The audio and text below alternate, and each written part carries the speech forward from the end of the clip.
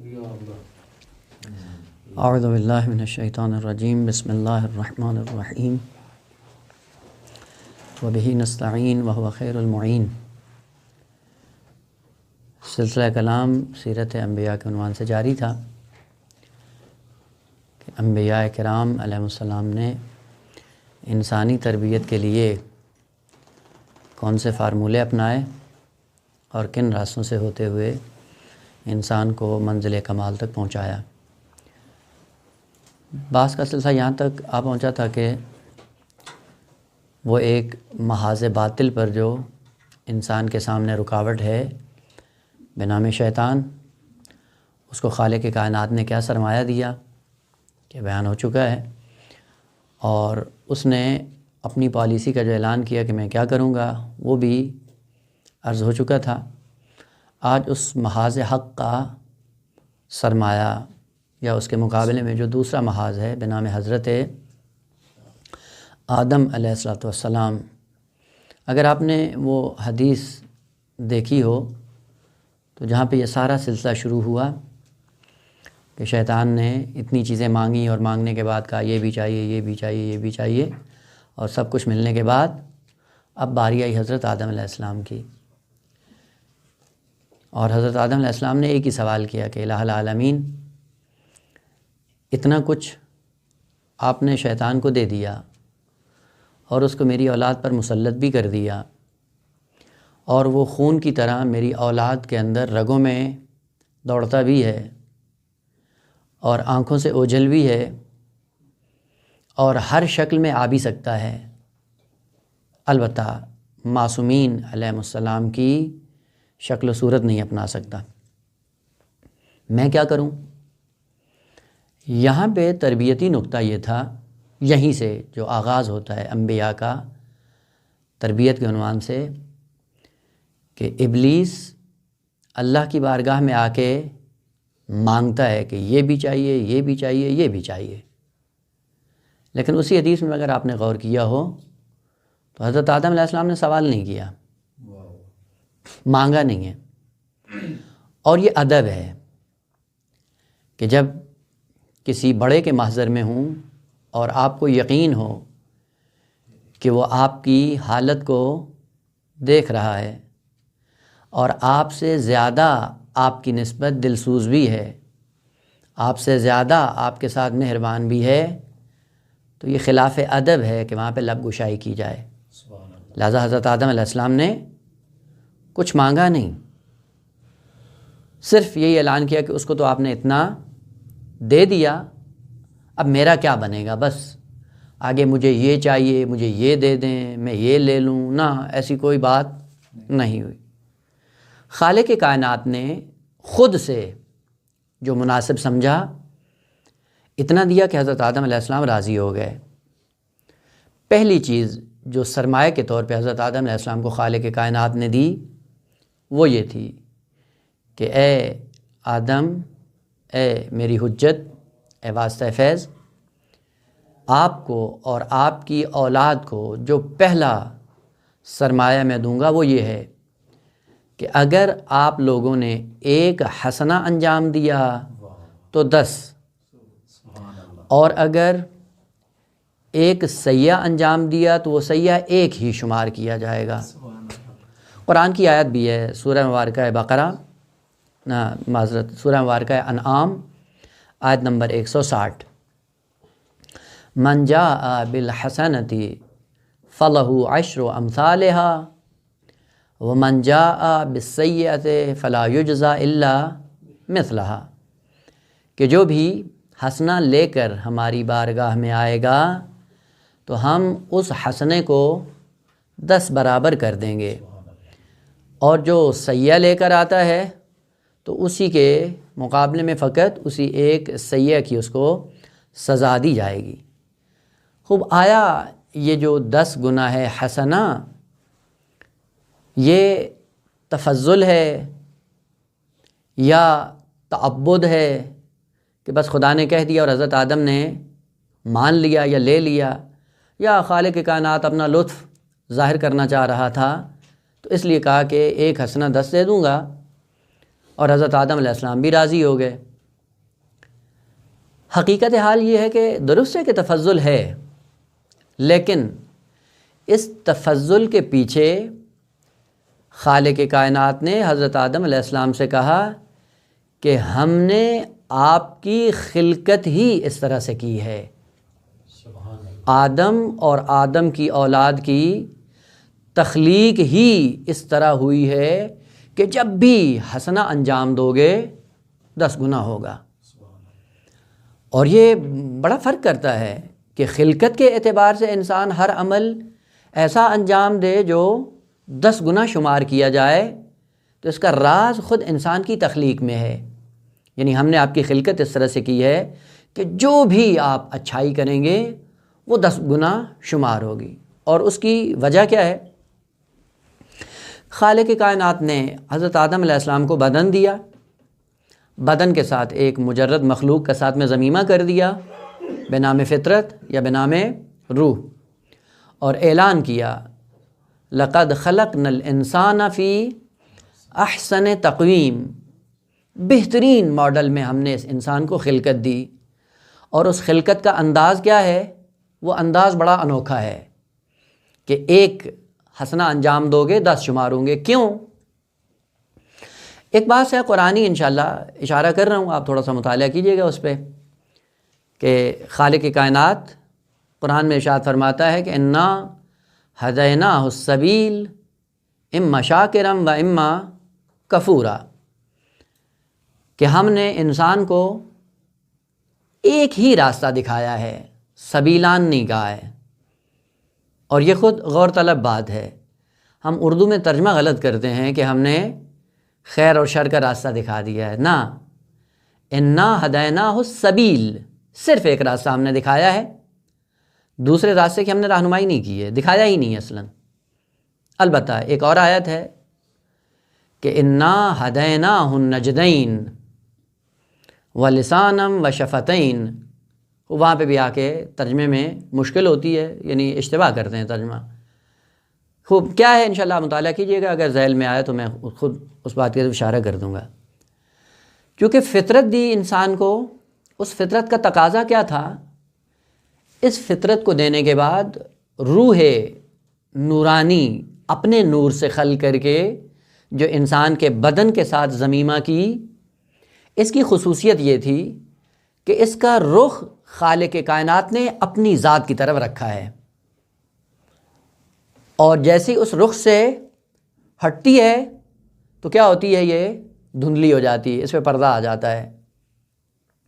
چونکہ اس کا رخ خالق کائنات کی طرف ہے، جب تک خالق کائنات کی طرف اس کا رخ ہوتا ہے یہ سب کچھ کیچ کرتی ہے، اور سب کچھ سے مراد کیا ہے؟ یعنی صرف خیر ہی قبول کرتی ہے۔ مثال عرض کروں، البتہ مثال وہ سمجھنے کے لیے، وہ پہلے تھا زمانہ، شاید اب بھی ہو، وہ ٹی وی چلانے کے لیے ایک انٹینا لگاتے تھے، انٹینا چھت پہ لے جاتے تھے اور تار اس کی ٹی وی میں لگا دیتے تھے، لگانے کے بعد اس سے کہتے تھے اب اس کو انٹینے کو گھماؤ۔ وہ پہلے وہ جب صحیح ایکشن پہ نہیں آتا تھا انٹینا، تو تصویریں کیا ہوتی تھیں؟ دھندلی ہوتی تھیں، یا کٹی ہوتی تھیں، یا تیزی سے چل رہی ہوتی تھیں۔ تو اس میں کو گھما گھما کے جو زاویہ اس کا رخ اپنے ڈگر پہ آ جاتا، تصویر صاف ہو جاتی تھی۔ یہ انسان ایک آئینہ ہے صفات خداوند متعال کا، اور یہ اس وقت خالق کائنات کو صحیح اور صاف دکھائے گا جب اس کا رخ خدا کی طرف ہوگا۔ جس دن خدا سے یہ اس کا رخ ہٹے گا، اسی دن جو تصویریں دکھائے گا وہ خدا کی نہیں ہیں، وہ رخ خدائی نہیں ہوگا۔ لہذا بہت سے ایسے لوگ ہیں کہ بہت کچھ دکھانے کی کوشش کرتے ہیں، لیکن وہ جنبہ خدائی ان میں نہیں ہوتا۔ خلقت کو ہم نے یوں کیا ہے کہ آپ کو فطرت دی، فطرت کا رخ ہم نے اپنی ذات کی طرف رکھا، اور یہ اپنی ذات کی طرف رکھا ہے، اس کے اندر یہ ہم نے خصوصیت رکھی ہے کہ تم ایک قدم چلو گے 10 قدم طے کرو گے۔ اور اس کی مثال پھر آپ نے دیکھا ہوگا کہ اگر آپ پانی میں جو تیزی سے چل رہا ہو، اس میں اگر آپ تیراکی کرتے ہیں تو جس طرف پانی جا رہا ہے آپ ایک قدم اٹھاتے ہیں، 10 قدم آپ آگے نکل جاتے ہیں۔ لیکن برعکس اگر آپ پانی کے مخالف سمت اگر آپ جانا چاہیں تو جتنی توانائی آپ خرچ کرتے ہیں وہ ایک ہی قدم شمار کیا جاتا ہے. اور یہ خالق کائنات حضرت آدم علیہ السلام کو سرمایہ دے کے بھیج رہا ہے کہ میں نے تیری خلقت اس طرح سے کی ہے کہ تو ایک حسنہ انجام دے گا 10 حسنے کی توفیق مل جائے گی. نہ فقط توفیق مل جائے گی بلکہ 10 قدم تو اللہ کی بارگاہ کی طرف آ جائے گا. لہذا خیرات کو انجام دینا، حسنات کو انجام دینا چونکہ فطرت کے مطابق ہے اور فطرت کرو خدا کی طرف ہے، لہذا حسنات میں انسان تیزی سے بڑھ جاتا ہے. بس اوقات آپ نے دیکھا ہوگا تاریخ میں کہ 1000 سالوں کا سفر انسان ایک لمحے میں طے کر جاتا ہے، اور اس کی وجہ یہ ہے کہ جب فطرت کرو خدا کی طرف ہو جاتا ہے پھر راستہ انسان کے لیے آسان ہو جاتا ہے. اسی لیے سورہ مبارکہ بقرہ میں آیت نمبر 286 خالق کائنات کا ارشاد ہے، لہا ما کسبت وعلیہا مکتسبت. لہا، لام یہاں پہ انتفاع کے لیے ہے، فائدہ کے لیے استعمال ہو رہا ہے. لہا، ہا کا مرجع نفس ہے، چونکہ پہلے تذکرہ نفس کا ہو رہا ہے، کا نفس کو ہم نے اس طرح سے خلق کیا کہ ہم لا یکلف اللہ نفسا الا وسعہا، جتنی اس کے اندر استعداد ہے استعداد کے مطابق ہم تکلیف کو جال کرتے ہیں. توانائی سے بڑھ کر ہم کسی پہ بوجھ نہیں ڈالتے. فوراً ارشاد ہوا لہا ما کسبت، اس نفس کے نفع میں ہے ما، ہر وہ چیز جو کسبت کسب کرتا ہے، وعلیہا، اور اسی نفس کے ضرر اور نقصان میں ہے مکتسبت، جو اکتساب کرتا ہے. جب فائدے کی بات آئی تو لفظ کسب استعمال ہوا، اور جب ضرر کی بات آئی تو لفظ اکتساب. اور آپ کو پتہ ہے یہ کلمات جب مجرد سے مزید فی میں جاتے ہیں تو معنی ان کے چینج ہو جاتے ہیں. کسب عربی میں کہتے ہیں ہر وہ چیز جو آسانی سے حاصل کر لے وہ کسب کہلاتا ہے، اور وہ چیز جو مشقت سے زحمت سے حاصل کرے اس کو اکتساب کہا جاتا ہے. اور یہ دوسرا راستہ تھا خالق کائنات کی طرف سے کہ جو کچھ تم حسنات انجام دیتے ہو یہ کسب ہے، یعنی آپ کو دقت نہیں ہوتی، دشواری نہیں ہوتی، دل کرتا ہے حسنات کو انجام دینے کے لیے، دل تڑپتا بھی ہے اور آسانی سے انجام بھی دے دیتا ہے. لیکن گناہ کی طرف حرکت کریں، گناہ کیا ہے؟ کسب نہیں ہے، اکتساب ہے. یعنی پہلا گناہ جو زندگی بھر انسان نے انجام نہ دیا ہو اس گناہ کو انجام دے کر دیکھیں، آسان ہے؟ یقیناً آسان نہیں ہے. بس گناہ کو فطرت کے ساتھ اجین نہیں کیا خدا نے، اسی لیے فطرت پر یہ بوجھ ہے، تحمیل ہے، ٹھونسا جاتا ہے. اور جب ٹھونسا جائے تو پھر کیا ہوتا ہے؟ چونکہ فطرت اس کو قبول نہیں کرتی، کیا ہو جاتا ہے؟ سازگار جب فطرت کے ساتھ نہیں ہوتا قے کر دیتا ہے انسان. آپ نے دیکھا ہوگا وہ بچے جنہوں نے کھانا کبھی چھوڑ دیا ہو یا ان کی اشتہا بجھ جاتی ہے، بھوک مر جاتی ہے، تو زبردستی والدین کے ڈر سے وہ کھانا جب آپ بچوں کے ٹھوستے ہیں اور وہ کھاتے ہیں تو کیا ہوتا ہے؟ کیا کر دیتا ہے، چونکہ سازگار نہیں ہے میدے کے ساتھ. وہ گناہ فطرت کے ساتھ سازگار نہیں ہے، اس لیے خالق کائنات نے کہا اکتسبت، اکتساب ہے، زحمت ہے. البتہ یہ بھی ذہن میں رہے کہ جب انسان گناہ کی وادی میں آتا ہے تو پھر گناہ اتنے تکرار کے ساتھ انجام دیتا ہے کہ ایسا ایسا وہ اس کا ملکہ بن جاتا ہے، پھر آسان ہو جاتا ہے ان کے لیے. البتہ وہ بھی انسان کے سوء اختیار سے ہے، انسان کی اپنی غلطی ہے جس کے نتیجے میں گناہ انسان کی فطرت ثانی یا عادت ثانی بن جاتا ہے. وہ پہلا سرمایہ یہ دیا کہ من جاء بالحسنۃ فلہ عشر امثالہا، یہ پہلا اجر ہے، یہ سرمایہ ہے، اس کو لے کر جاؤ دنیا میں اور جا کر اپنے آپ کو کمالات کی منزل کی طرف گامزن کرو. یہ پہلا سرمایہ تھا جو حضرت آدم علیہ السلام کو دیا گیا. دوسرا کہا کہ فقط یہ نہیں ہے، مقام عمل میں نہیں بلکہ حسنات اور سیئات کی دنیا میں اگر حسنے کی نیت کر لیتے ہیں تو خالق کائنات نے کہا میں وہ کمال دے دوں گا، وہ اجر دے دوں گا. لیکن اگر سیئہ کی نیت کی، گناہ کی نیت کی تو کوئی سزا نہیں دوں گا. یہ دوسرا سرمایہ ہے، یہ بھی تفضل ہے. نیت خیر کرے اجر مل جائے، لیکن نیت گناہ کرے اور سزا نہ ملے، یہ تفضل دوم ہے، سرمایہ دوم. اسی لیے دیکھیں آپ انسان رات کو سوتا ہے، فقط یہ نیت کر کے سو جاتا ہے کہ انشاءاللہ صبح اٹھوں گا، نماز شب پڑھوں گا، اور نیند کے غلبے کی وجہ سے انسان بیدار نہیں ہو پاتا، تو خالق کائنات ملائکہ سے کہتا ہے کہ لکھ دو، کیونکہ نیت خیر ہے، اور نیت خیر خود ایک عمل خیر ہے، اس عمل کا اس کو اجر دے دیا جائے۔ لہذا روایات میں بھی ہے کہ نیت المؤمن خیر من عملہ و نیت الکافر شر من عملہ۔ ان نیات کا رول ہے، البتہ یہ بھی ذہن میں رہے کہ نیت خود عمل انسانی ہے، یہ ذہن میں رہے۔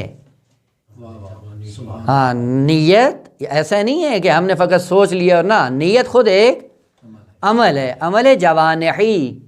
بعض اعمال ہیں جو جوارے سے صادر ہوتے ہیں، اور بعض ایسے ہیں جو باطنی جوانے سے صادر ہوتے ہیں، تو نیت عمل جوانحی ہے، عمل ہے اصلاً، اسی لیے اس پہ اجر بھی ملتا ہے۔ دوسرا سرمایہ، تیسرا سرمایہ جو حضرت آدم علیہ السلام کو دیا گیا وہ یہ تھا کہ اگر آپ کی نسل سے انسان مستکبر اور فرعون نہ ہوا، چونکہ ہیں لوگ جب آتے ہیں دنیا میں تو مستکبر بن کر زندگی بسر کرتے ہیں، اگر مستکبر اور فرعونیت والا عنصر آپ کی اولاد میں نہ ہوا تو تفضل کے باب میں ان کو بغیر توبہ کے بخش دوں گا۔ ذہن میں رہے، انشاءاللہ بات آ رہی ہے، اگلی عرض کروں گا، یعنی حتی توبہ کرنے کی بھی ضرورت نہیں ہے، فقط یہ ہے کہ ان کے اندر استکبار نہ ہو۔ دیکھیں، میں ایک مثال عرض کروں جو عموماً ہم میں ہوتی ہے اور یہ کرتے ہیں، اور یہ علامت ہے کہ ہمارے اندر استکبار پایا جاتا ہے، اور وہ یہ ہے، بس اوقات آپ کو یقین کاذب ہو جاتا ہے کہ یہ چیز یوں ہے، یوں نہیں ہے، اور اس کے برعکس اگر آپ کو آ کے کوئی کہتا ہے کہ نہیں یوں ہے، تو جواب میں کبھی کبھار ہم یہ کہتے ہیں کہ نہ، یہ چیز ایسی اگر خدا بھی آ کے کہے تو میں نہیں مانوں گا۔ کہتے ہیں یا نہیں کہتے ہیں؟ یہ کیا ہے؟ یہ استکبار ہے۔ وَإِلَّا اگر تو عبد ہے تو عبد کا تقاضا یہ ہے کہ تو خدا کے سامنے مطیع رہے، خدا کے مقابلے میں اپنے فہم و شعور کو اتنا بڑھا کے آگے لے جانا۔ مسئلہ ہے بھی صحیح، ہوتا بھی ہے، چھوٹی محفل سے شروع کریں، بس اوقات معصومین کے لیے کہتے ہیں جی اگر پیغمبر نے بھی آ کے مجھے کہہ دیا کہ اس کو معاف کر دو تو میں معاف نہیں کروں گا۔ یہ استکبار ہے، روحیہ استکبار۔ تیسرا سرمایہ خدا نے کہا یہ ہے کہ اگر فرعونیت اور استکبار یہ والا عنصر ان کے اندر نہ ہوا تو بغیر توبہ کے معاف کر دوں گا۔ اور آقا، فرعونیت یہ نہیں ہے کہ فقط انا ربکم الاعلی ایک مملکت میں کہا جائے، ایک ملک میں آ کے اعلان کریں کہ انا ربکم الاعلی۔ جہاں جہاں انسان کا سلطہ ہے، جہاں جہاں سیطرہ ہے، وہاں وہاں پہ اپنے آپ کو دیکھیں کہ ہم فرعون ہیں یا نہیں ہیں۔ وہ ایک چھوٹے سے گھر میں خالق کائنات 2 بچے دیتا ہے، 3 بچے ہیں، 4 ہیں، 1 ہے، یہ بچوں پہ یا بیوی بالآخر ماتحت ہے، بعض امور میں ولایت رکھتا ہے شوہر بیوی پر، اس گھر میں یہ فرعون بنا ہوا ہے۔ بس معلوم یہ ہوا ہے کہ فرعون وہ نہیں ہے کہ جو ملکوں پہ حکومت کر کے لوگوں کو اپنا غلام بنا لے، نا، جس کا جتنا محدودہ ہے، جس کا جتنا دائرہ ہے، اپنے دائرے میں اگر اس کے اندر فرعونیت پائی جا رہی ہے تو یہ قابل عفو و بخشش نہیں ہے۔ اب آغا جوادی حفظہ اللہ کی تعبیر کے مطابق کہ ہم اگر اپنے گریبان میں جھانک کر دیکھیں تو ہم سب فرعون ہیں، لیکن ہر ایک کا مصر اپنے اعتبار سے ہے۔ مصر چھوٹے چھوٹے ہیں لیکن فرعونیت کا وہ خناس تقریباً سب کے اندر ہے۔ وہ خالق کائنات نے حضرت آدم کو تیسرا سرمایہ دیا، کہا کہ اگر ان کے اندر فرعونیت اور استکبار کا یہ خناس موجود نہ ہوا تو میں بغیر توبہ کے بھی معاف کر دوں گا۔ چوتھا سرمایہ جو حضرت آدم علیہ السلام کو دیا وہ یہ تھا کہ زندگی بھر اگر تیری اولاد آلودہ رہی اور موت سے پہلے آ کر اگر اس نے توبہ کر دی تو میں ان کا پورا ماضی صاف کر دوں گا۔ تعجب کی بات ہے، جس کو کمال تک لے کے جانا ہے، جس کے مقابلے میں دشمن کو ایسے مسلح کیا، اس کے مقابلے میں اس کو ایسی امید دی کہ زندگی بھر آلودگی میں مبتلا رہے، لیکن ایک وقت نادم ہو جائے، پشیمان ہو جائے۔ اس پشیمانی کے نتیجے میں اس کا پورا ماضی صاف کر دوں گا۔ توبہ کا دروازہ کھول دیا۔ جب توبہ کا دروازہ کھولا حضرت آدم علیہ السلام کے لیے خالق کائنات نے، خود حضرت آدم علیہ السلام نے پڑھ کے کہا کہ الہ العالمین کافی ہے، کہ ان راستوں کے بعد بھی اگر کوئی شقی ہوتا ہے تو واقعاً وہ شقی ہے، کہ منزل کمال تک جانے کے لیے یہ سرمایہ کافی ہے، کہ اس سرمایہ کے ہوتے ہوئے انسان اعلیٰ علیین بلکہ مقام تسلیم تک پہنچ سکتا ہے، مقام لقاء اللہ تک پہنچ سکتا ہے۔ تو یہ اس کو تھوڑا سا کھولنے کی ضرورت ہے۔ یہاں پہ ایک عرض کر دوں نکتہ کہ توبہ کیا ہے، عموماً ذہن میں رہے، توبہ 3 طرح سے ہوتی ہے۔ ایک کا تعلق انسان سے ہے، اور 2 کا تعلق خالق کائنات سے ہے۔ اور چونکہ ان تینوں میں فرق نہیں ہوتا ہے، جہاں پہ بھی لفظ توبہ استعمال ہوتا ہے ہم فوراً اپنے اذہان کے مطابق فقط اسی مورد پہ جاتے ہیں جو ہمارے ذہنوں میں موجود ہوتا ہے۔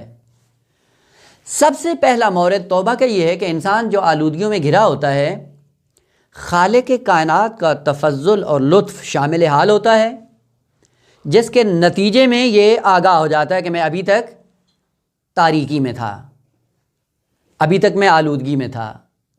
یہی توجہ دلانا بشر کو کہ آپ غلط راستے پہ چل رہے ہو، یہ کیا ہے؟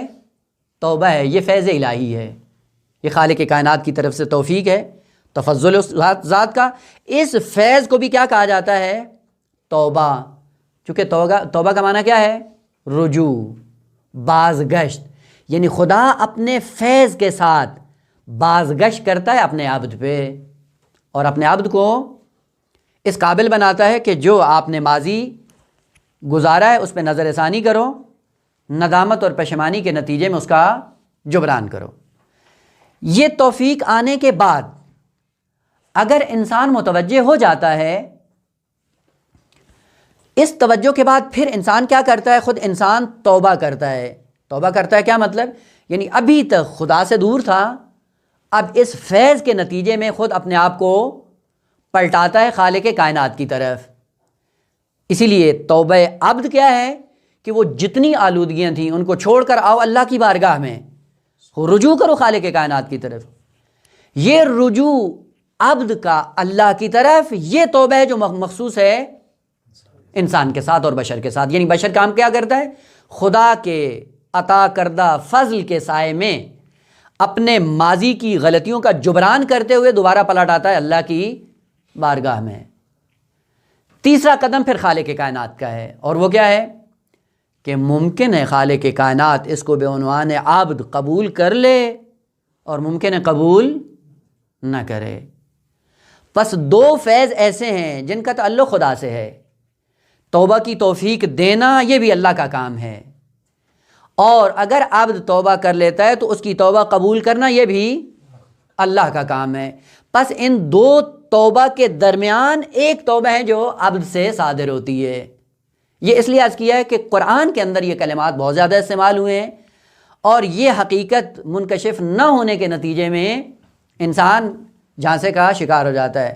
مثلا کہیں پہ ہوتا ہے تاب اللہ علیہم لیتوبوا، خدا نے ان پر توبہ کی، وہ خدا بھی توبہ کرتا ہے۔ اگر ہمارے ذہنوں میں وہی مفہوم ہو جو ہم نے بنایا ہوا ہے تو معاذ اللہ خدا بھی توبہ کرتا ہے؟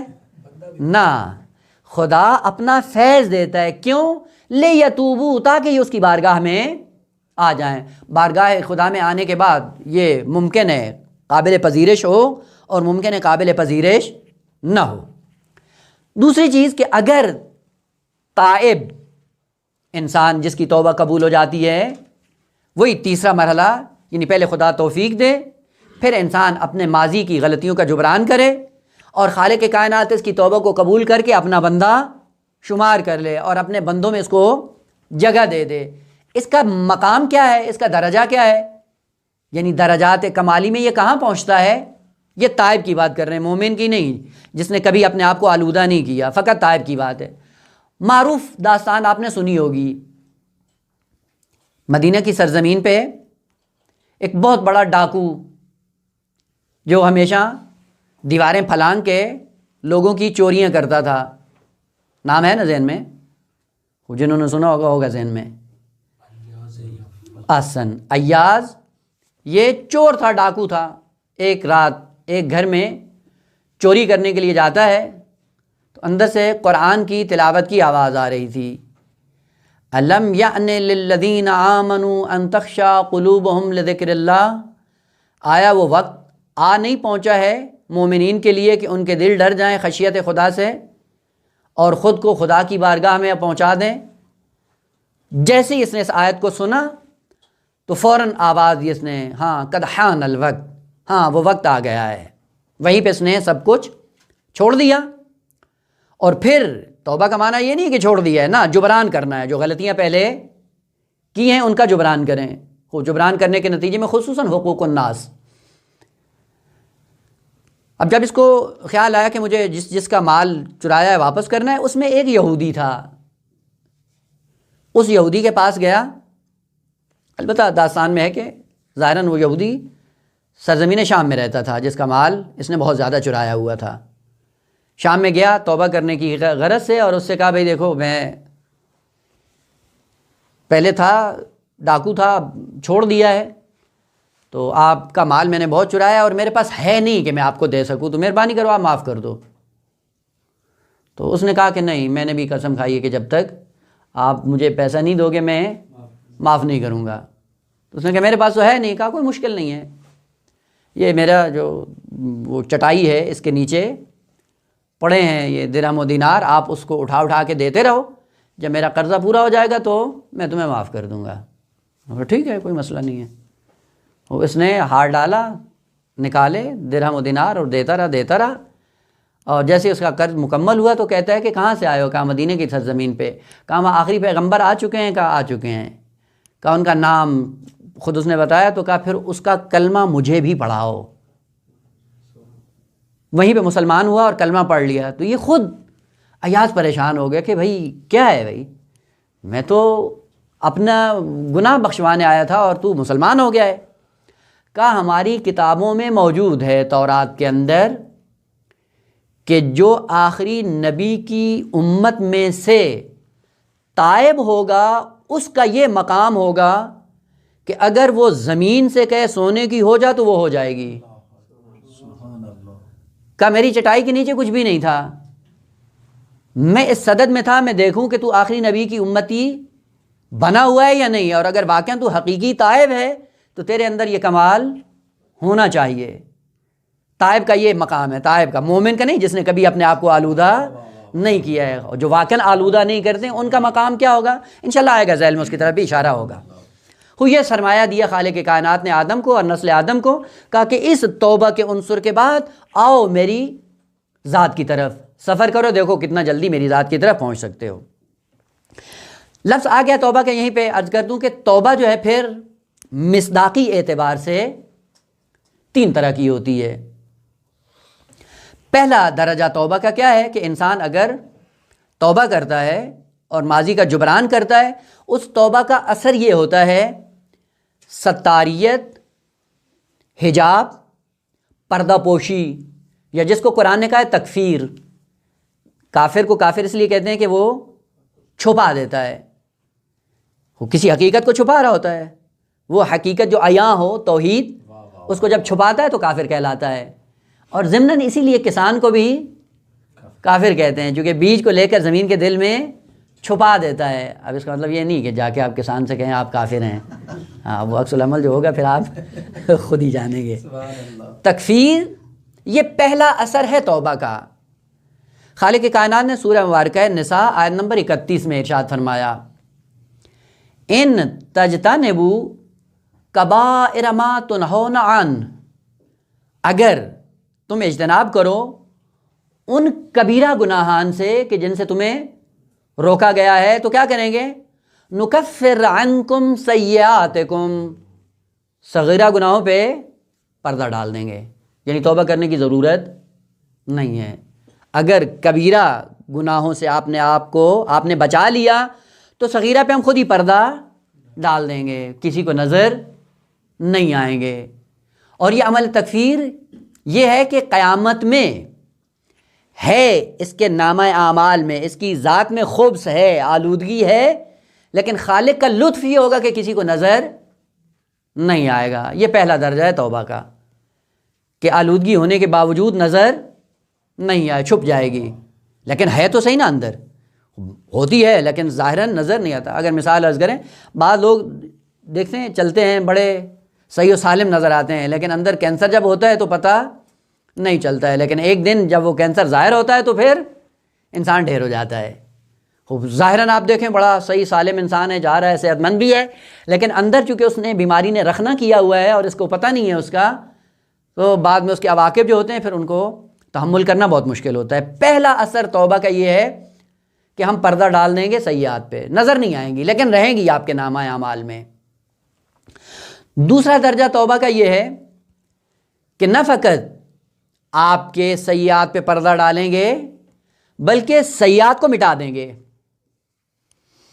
یعنی جو کچھ انسان نے آلودہ کیا ہوا تھا اپنے باطن کو، اپنی روح کو، اپنی فطرت کو، اپنی طبیعت کو یا اپنی ذات کو، وہ جو آلودہ کیا ہوا تھا اس آلودگی کو مٹا دیں گے۔ آپ نے دیکھا ہوگا یہ بچے لکھتے ہیں، ہوم ورک کرتے ہیں کاپی بھی لے کر تو پینسل سے لکھتے ہیں، وہ یہ پینسل سے غلط لکھ دیتے ہیں تو فوراً کیا کرتے ہیں، ربڑ میٹ سے مٹا دیتے ہیں۔ یہ ربڑ میٹ کیا ہے؟ یہ ربڑ میٹ انسان کے لیے توبہ ہے۔ یہ توبہ کیا کرتی ہے کہ جو کچھ آپ نے لکھا تھا وہ مٹا دیں گے۔ وہ جب مٹا دیں گے تو کیا کرے گا؟ ظاہراً سورہ مبارکہ ہے رعد آیت نمبر 39، یمحو اللہ ما یشاء، خدا مٹا دے گا، لیکن کون سے مٹائے گا؟ خوب یہ مشیت خدا پہ ہے۔ اگر وہ اوصاف ہوئے کہ جن اوصاف کے بل بوتے پہ انسان اپنے آپ کو تائب کی اس منزل پہ لے جاتا ہے کہ جتنی آلودگیاں تھیں ان کو مٹا دے، تو خالق کائنات نے کہا دوسرا درجہ یہ ہے کہ ہم آپ کے سیئات کو مٹا دیں گے۔ تیسرا درجہ جو سب سے بالاتر ہے توبہ کا، وہ کیا ہے کہ نہ فقط یہ کہ ہم پردہ ڈالیں گے، نہ یہ کہ ہم اس کو مٹا دیں گے، آپ کی ذات میں جو آلودگی تھی، جو سیئہ تھا، اس سیئہ کی شکل چینج کر کے حسنہ بنا دیں گے۔ سبحان اللہ۔ آخری درجہ توبہ کا، اس تفضل کے ساتھ حضرت آدم سرمایہ لے کر اس دنیا میں، مثلا فرض کریں ساری زندگی انسان کی گناہوں میں گزری، گناہ بوجھ ہے، ثقل ہے، اور یہ بوجھ انسان کی پیٹھ کو بھاری کر دیتا ہے، حرکت کرنے سے روک دیتا ہے، لیکن یہی بوجھ اگر انسان کے لیے حسنہ بن جائے تو یہ کہاں پہنچے گا؟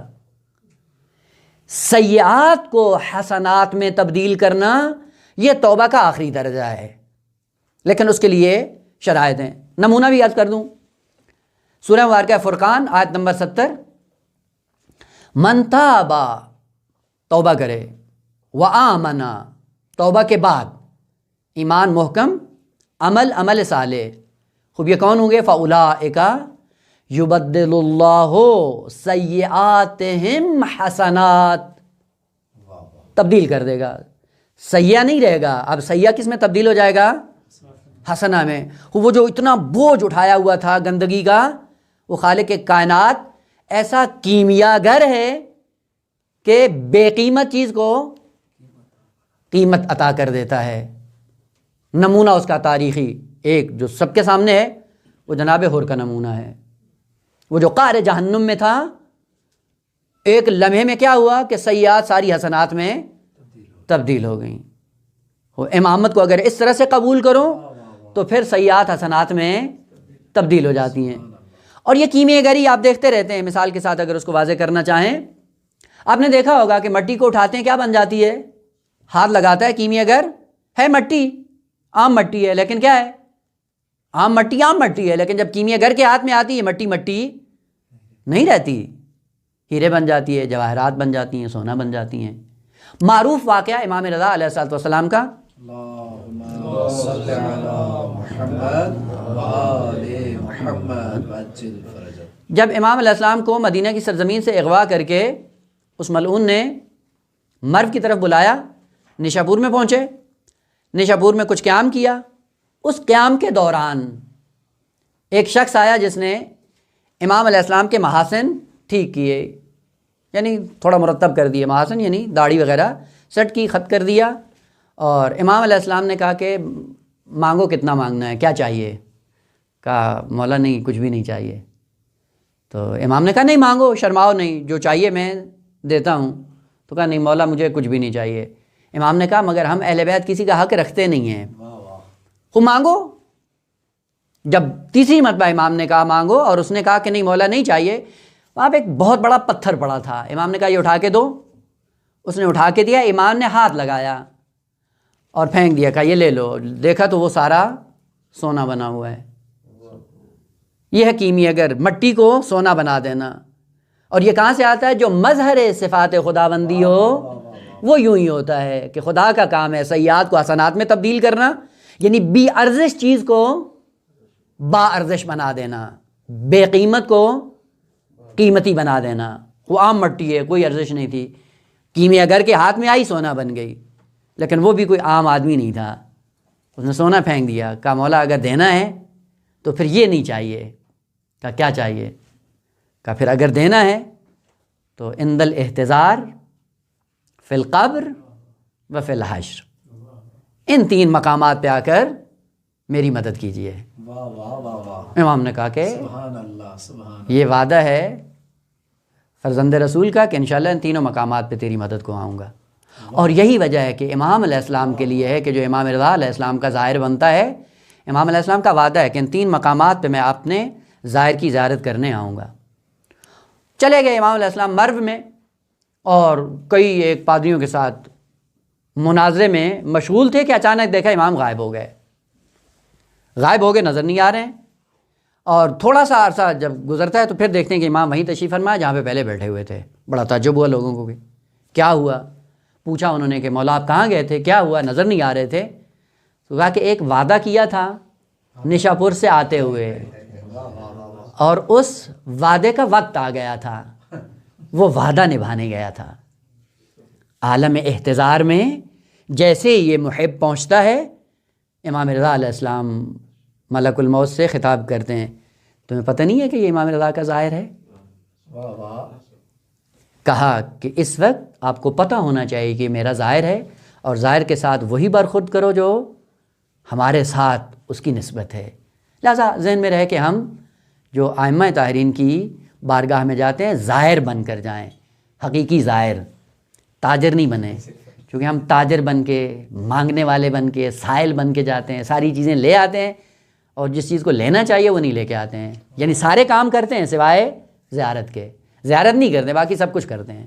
خیر، یہ سرمایہ دیا حضرت آدم علیہ السلام کو خالق کائنات نے، کہا ایک کے بدلے 10 حسنات، سیاح ایک سیاح، 2 نیت کی تو اجر دوں گا، سیاح کی نیت کی کچھ بھی نہیں ہوگا۔ 3 کہا اگر استکبار اور فرعونیت تمہارے اندر نہ ہوئی، توبہ کرنے کی بھی ضرورت نہیں ہے، معاف کر دوں گا۔ 4 اگر توبہ کرو گے پورا ماضی صاف کر دوں گا، کبھی چھپا دوں گا، کبھی ختم کر دوں گا، کبھی تمہارے سیئات کو حسنات میں تبدیل کر دوں گا۔ یہ سرمایہ دیا خالق کائنات نے حضرت آدم علیہ السلام کو۔ اس سرمایہ کے بعد اب حکم ہوتا ہے دونوں کو، سرمایہ لے لیا، بوریاں باندھ لی ہیں، اب کیا کرو؟ اہبتو، اب حبوط کر جاؤ، زمین پہ تم بھی جاؤ، زمین پہ یہ بھی جائے۔ یہاں سے سلسلہ شروع ہو جاتا ہے تربیت کا، کہ سب سے پہلے پتہ ہو کہ حبوط کیا ہے۔ البتہ میں ساری ابحاث وہ چھوڑ رہا ہوں جن کا تعلق تنزیہ انبیاء کے ساتھ ہے، یا وہ جو آیات مشکل ہیں، بہت زیادہ سوالات ہیں ان میں، لیکن ان میں ہمیں جانا نہیں ہے چونکہ ہمارے موضوع سے مربوط نہیں ہے۔ ہمارے موضوع سے مربوط جو نقطہ ہے وہ تربیت کا ہے، اپنی صلاحیتوں کو پروان چڑھانا ہے، کس سائے میں پروان چڑھانا ہے اور کس طریقہ کار کو لے کر آگے بڑھنا ہے کہ جو انبیاء نے بیان کیا ہے اس کو ذکر کرنا مقصود ہے۔ حبوط ہوتا ہے شیطان کا بھی، اور حبوط ہوتا ہے حضرت آدم علیہ السلام کا۔ حبوط 2 طرح سے، البتہ پہلے معنی کر دوں۔ حبط ایک ہے کے ساتھ ہے حبط، اور ایک ہے 2 چشمی کے ساتھ ہے حبط، دونوں میں فرق ہے۔ ہے حلوے کے ساتھ حبت ہو تو اس کا معنی ہوتا ہے ختم کر دینا، کسی چیز کا اثر محو کر دینا، زائل ہو جانا، کسی چیز کا ختم ہو جانا۔ اور ہے دو چشمی ہو، حبوط حبت، اس کا معنی ہوتا ہے مقام بلند سے پستی کی طرف آنا، بلندی سے پستی کی طرف آنا۔ بلندی سے پستی کی طرف آنا یہ دو طرح سے ہوتا ہے، کبھی مکانی ہوتا ہے اور کبھی مکانتی ہوتا ہے، یعنی کبھی جسمانی ہے اور کبھی معنوی ہے۔ مثلا ایک بلند چوٹی پہ تھے، وہاں سے آپ نے سفر کیا، نیچے آ گئے، یہ کیا ہے؟ جسمانی ہے۔ کہاں کس چوٹی پہ تھے، آہستہ آہستہ چلتے چلتے نیچے آ گئے، یہ مکانی حبوط ہے۔ معنوی حبوط کیا ہے؟ درجات کمالات پہ فائز ہوتے ہوئے انسان ایک ایسا عمل انجام دے کہ بیٹھا اپنی جگہ پہ ہے لیکن حبوط کر جاتا ہے لوگوں کے درمیان لیکن حبوط کر جاتا ہے۔ ایک چھوٹا سا گناہ، ایک چھوٹا سا ننگ جب اپنے دامن میں لگا لیتا ہے تو معاشرے کے درمیان رہتے ہوئے حبط کر جاتا ہے، حبوط کر جاتا ہے۔ دیکھا ہوگا آپ نے، نمونے ایسے کم نہیں ہیں۔ ایک زمانے میں بڑے پارسا مشہور ہوتے ہیں، لوگوں کو دھوکہ دے رہے ہوتے ہیں، لیکن جیسے ہی وہ خوب سے باطنی جو اندر چھپا ہوتا ہے اس کا موقع ملتا ہے، اس کا اظہار کرتے ہیں، برملا ہوتا ہے، اور اسی معاشرے کے اندر اب اس کے لیے جینا دو بار ہو جاتا ہے۔ یہ کیا ہے؟ حبوط معنوی ہے، شخصیت گر جاتی ہے۔ بس کبھی جسمانی ہے بلندی سے نیچے آنا، اور کبھی معنوی ہے شخصیت کے اعتبار سے، مقامات اور کمالات کے اعتبار سے انسان وہ وجہ، وہ عزت، وہ مقام جو خالق کائنات نے عطا کی ہوتی ہے وہ ختم کر بیٹھتا ہے۔ داستان سنی ہوگی بلعم باورا، جو مستجاب الدعویٰ تھا، اسم اعظم اس کے پاس تھا، جو بھی دعا کرتا تھا قبول ہوتی تھی۔ تو کسی نے کہا کہ جب موسیٰ کے خلاف بھی بد دعا کرو، خوب احمق انسان چل پڑا، جیسے ہی چلتا ہے خالق کائنات نے حبوط کر دیا اس کا۔ وَلَكِنَّهُ أَخْلَدَ إِلَى الْأَرْضِ، ہم یہ چاہتے تھے کہ یہ اور اوپر آئے، لیکن یہ بدبخت أُولَٰئِكَ كَالْأَنْعَامِ بَلْ هُمْ أَضَلُّ، اس سے بھی پستر ہو گیا ہے۔ اور یہ پستی کی علامت بھی یہ تھی، البتہ وہ نقطہ نہیں ہے، وہ خطابی نقطہ، کہ چونکہ جانا چاہ رہا تھا اس پہ کوہ طور پہ جا کے دعا کرتا تھا، جانے کے لیے اس نے سواری لی اور گدھے پہ بیٹھا، اور گدھے سے کہا کہ چلو، لیکن گدھا چل نہیں رہا تھا۔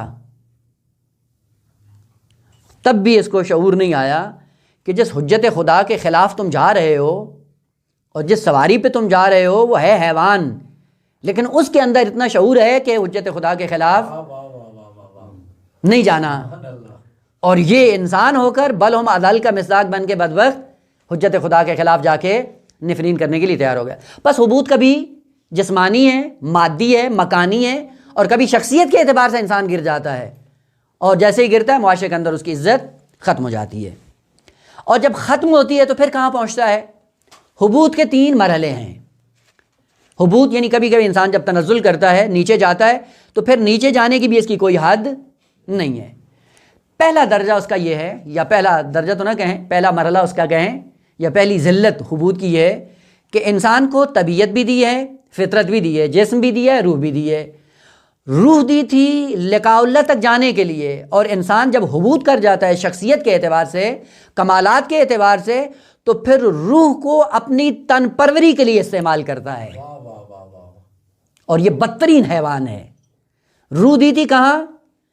کہ آپ اللہ کی بارگاہ تک جا پہنچو، لیکن اس نے روح کو استعمال کیا اپنی بدنی سہولیات کو حاصل کرنے کے لیے۔ عزیزان، یہ ہمارے لیے بہت زیادہ ہے۔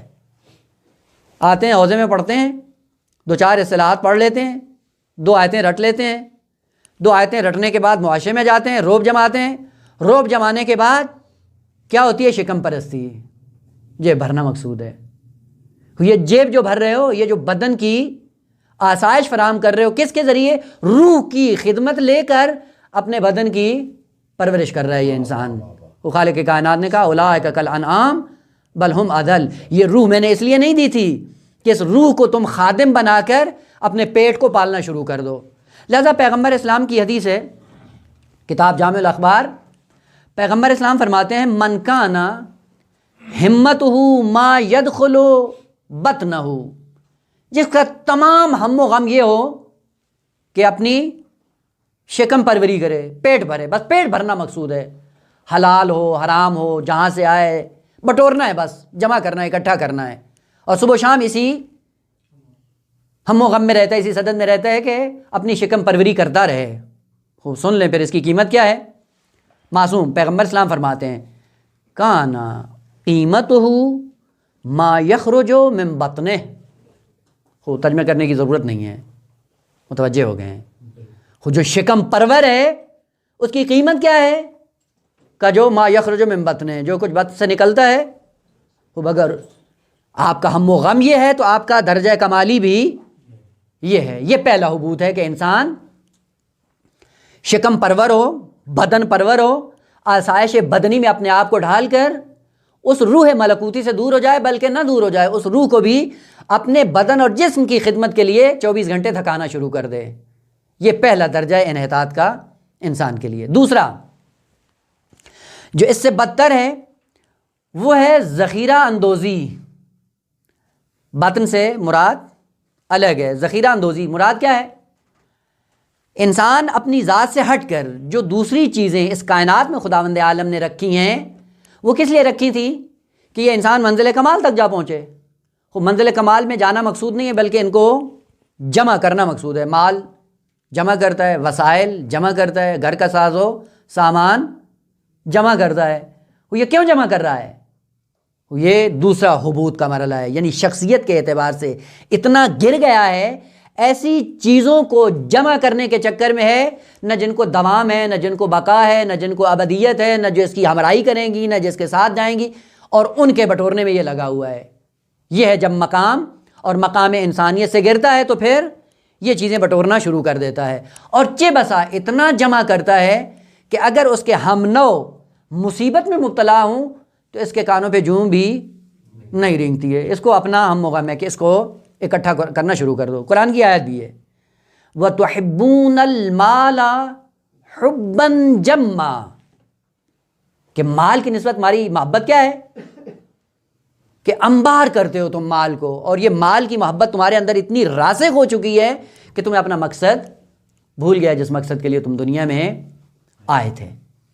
یہ دوسرا مرحلہ ہے انحطاط کا اور حبوط کا، کہ اس حبوط کے بعد انسان پھر ہم نو پہ کوئی رحم نہیں کھاتا، ترحم نہیں کرتا. اور آج کا معاشرہ اگر آپ جا کر دیکھتے ہیں تو یہ شاید اسی کا نمونہ ہے، اور یہ شاید اسی کی عکاسی ہے کہ آج جو بشریت بدون استثناء الا اوہدی افراد جو تھوڑے بہت خدائی ہیں یا خوف خدا رکھتے ہیں، وإلا آپ متدینین میں بھی جا کر دیکھیں یہی مصیبت بنی ہوئی. ضروری نہیں ہے آگا مال پیسہ ٹکا ہو، مال کا بھی شہرت بھی ہے، اپنا مقام بھی ہے. وہ اپنے مقام کے بٹورنے کے چکر میں ہوتے ہیں. وہ ہم نے یہ بات یہاں پہ کر دی تو کوئی اور بیان کر دے گا تو ہماری حیثیت کیا ہوگی. لہذا بتاتے ہی نہیں ہیں، علمی بات نہیں بتاتے ہیں، علمی سوال نہیں بتاتے ہیں. ہاں جی انشاءاللہ کبھی آئیں، پھر آستانے پہ آئیں، 2-4 مہینے رہیں، پھر ہم آپ کو بتائیں گے. وہ کیا ہو تم؟ یہ انحطاط ہے، یہ حبوط ہے انسان کا دوسرے مرحلے میں. تیسرے مرحلے میں جب انحطاط اپنی آخری حد کو پہنچتا ہے تو یہ انسان حیوانیت سے نہ فقط یہ کہ گر جاتا ہے بلکہ شیطانیت کو بھی شرما دیتا ہے. اور وہ کیا ہے کہ فقط یہ نہیں کرتا کہ مجھے بٹورنا ہے، کہا نہ، بٹورنے کے ساتھ ساتھ جمع کرنے کے ساتھ ساتھ کیا ہوتا ہے، کہتا نہیں اس کے بعد ہر چیز میری غلام بن کر رہے، حکم میرا رہے، بات میری رہے. انا ربکم الاعلی. یہ حبوط کا تیسرا وہ مقام ہے یا تیسرا مرحلہ ہے یا تیسری وہ ذلت ہے جو انسان کے دامن گیر ہوتی ہے. اور پھر کیا کرتا ہے کہ انا ربکم الاعلی. آپ کو جرأت کیسے ہوئی؟ آپ میرے سامنے کھڑے ہوئے، میرے خلاف آپ نے بات کی. یا آپ کو جرأت کس نے دی ہے کہ آپ ہماری سطح پہ آ کے بیٹھ گئے؟ وہ پیغمبر اسلام کی سیرت کیا تھی؟ غلاموں کے ساتھ جب بیٹھتے تھے تو پتہ نہیں چلتا تھا کہ ان میں کوئی رئیس ہے یا کوئی مرؤوس ہے. بچوں کے ساتھ جا کر بیٹھتے تھے، بچوں کے ساتھ کھیلتے تھے، بچوں کو پہلے سلام کرتے تھے. آج تک پیغمبر اسلام پر سلام لینے میں کسی نے سبقت نہیں لی. ہماری روش کیا بنی ہوئی ہے؟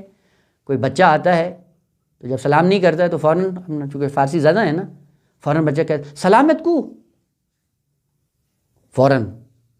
اگر آپ سیرت پیغمبر پہ عمل کرو آپ سلام کرو.